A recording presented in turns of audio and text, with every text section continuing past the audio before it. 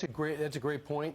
But I just go back. I think Donald Trump won in South Carolina by 10 like last time, or 4, and he had a much harder race. He had 4 or 5 people going against him.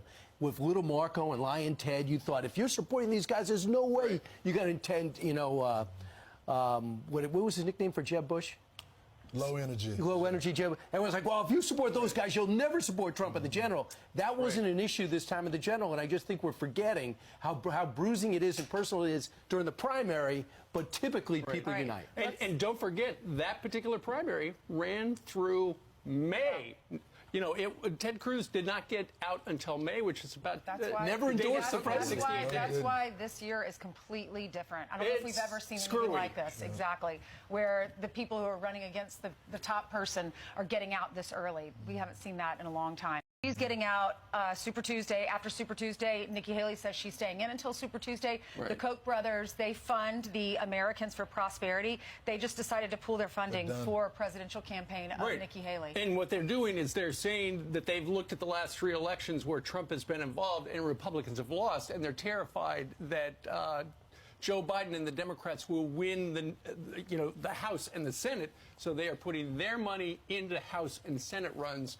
If they can't win the presidency, they want to make sure that they hold at least one branch. When you look at the RCP average, though, the president is up by 2 points. It's amazing. 3 points right now. When you look at all the polls together, he's beating Joe Biden, which is the argument of some of the people that challenged Donald Trump that he couldn't win. But right now, looking at the polling right now, he is beating him. Nikki Haley is really helping Democrats more than anybody else because her campaign has turned into Adam Kinzinger, Liz Cheney, and Chris Christie, who are all great candidates, you know, and they all have their positives. But all they did was attack the president personally. He said he can't win. He's not the same guy. They're the Democratic arguments, and it's not me saying that. Governor Gavin Newsom said she's our best surrogate. Yeah. So, and also, I think Governor Haley, who I think is a really good candidate too, but different, she says, well, Donald Trump lost 40% of the vote.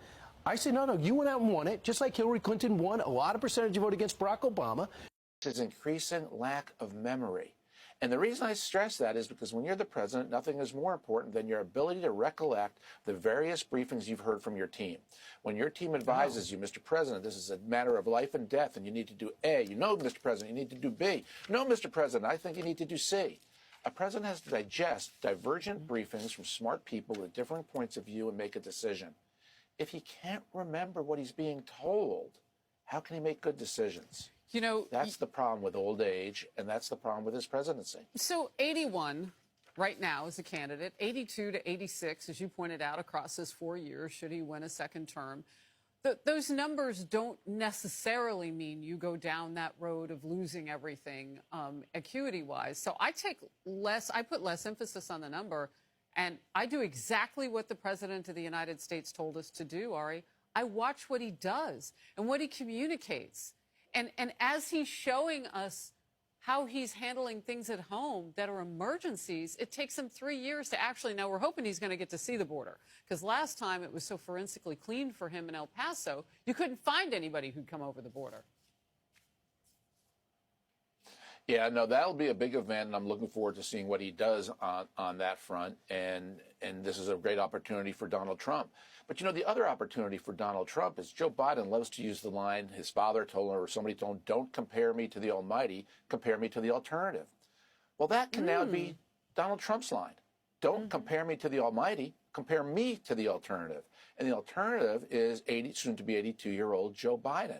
And this is why Joe Biden can lose. This is why Donald Trump can win. This is why Nikki Haley could win. Joe Biden is the weakest Democratic candidate that Democrats could possibly put up. And I don't know why Gavin Newsom is saying what he's saying other than for feigned loyalty, but everybody can see that weakness in Joe Biden. And in the video clips you play, they're only going to get worse between now and November. The debate.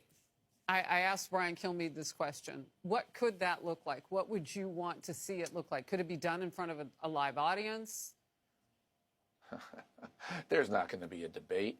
Joe Biden's team won't even put him out to answer questions. Why would he go out there and engage in an actual, real, spontaneous debate with Donald Trump in the early evening, in the nighttime? He can't do it. He's not capable of doing it. So there is not going to be a debate. And we saw that last cycle, too, where many gubernatorial and Senate candidates started to not debate their opponents. It's a step backward for democracy because these debates are some of the healthiest parts of deciding who we're going to vote for. We deserve to see our president and our nominees in action, but we especially deserve to see the president in action. And since we're starved of seeing him throughout the year because the White House staff shields him, a debate is even more important.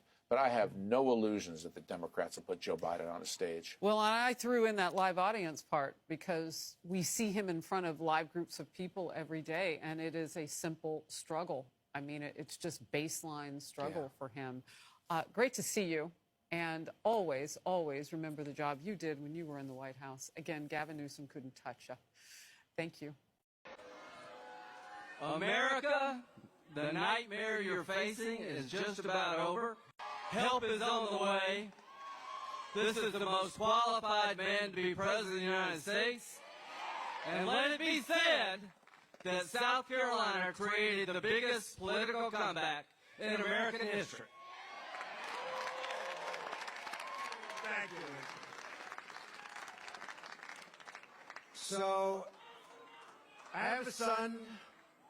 He's a very talented guy, and he works so hard, and we love him, and his wife is very good. She goes on, and Laura. And I want to thank Eric and Laura for doing such a fantastic job. And really amazing. They're amazing people. Let's go down a little list of some of the people that are up here tonight, because every one of them is a star in their own right. And your lieutenant governor is going places. You do know that, right? Pamela Abbott. And really going places. And Speaker of the House, Merle Smith, who's coming up in a couple. You know, some of these people are actually busy. He's running to get over here. But we want to thank you, Speaker of the House. Fantastic person, doing a great job for the state. An Attorney General who's been in the news lately a lot, winning cases. Oh, I wish we had such a good Attorney General like that in New York. Oh. He's a great Attorney General. Alan Wilson, thank you, Alan. His father happens to be up here, too. Remember his famous, "You lied," remember? He's been loved ever since, hasn't he? Huh? Treasurer Curtis Loftus. Curtis, thank you very much. Wherever you may be, thank you. Thank you, Curtis. Mark Hammond, Secretary of State. Thank you, Mark. Ambassador, and this is a great ambassador, one of the best. Anytime we had a problem, I just called Ed McMullen, and he would solve the problem very quickly. Ed, thank you very much. We have a man who's done a really good job in the state, your South Carolina GOP chair, Drew McKissick. Thank you. Thank you.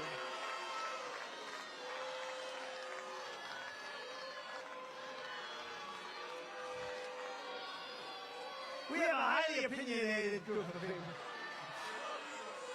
I'll tell you, they turned very positive on you very quickly. So, you have a beautiful, beautiful state right next to you, North Carolina. We love North Carolina. In fact, they named their daughter Carolina. And I said, which state? She said both. She's very, I think I know which state, but that's okay. But they have the most beautiful daughter named Carolina. So we love both of them. We love them both very much, and we won them both very easily. And one of the reasons we won North Carolina is a man named Michael Watley, who looks to me, we gave him our endorsement, and he looks to me like he's going to be going on to the National Republican Party as the boss. Michael Watley. Where's Michael? Michael, thank you very much. And he's going to be working with Laura. And we may be putting Kellyanne in the group, too. We like Kellyanne. We love Kellyanne. But you're going to do a fantastic job, both of you. We appreciate it very much. What a job he's done in North Carolina. You know, that evening of 2020 with those votes coming in, we're leading in Pennsylvania, and all of a sudden, something happened. It went boom. And then we're leading all over the place, Georgia, and then boom. and we're leading. But North Carolina, I said, when is that going to go? When are they going to drop lots of ballots into that one? And you know what he did? He just kept that thing, and we never had a problem. And I said, that's my kind of guy. He had hundreds of lawyers. How many lawyers did you have? He had 500 lawyers to make sure they didn't cheat, and they didn't cheat in North Carolina. And I said, that's my kind of guy, so I appreciate it. Great job. We're very proud of you, and you're going to do a fantastic job.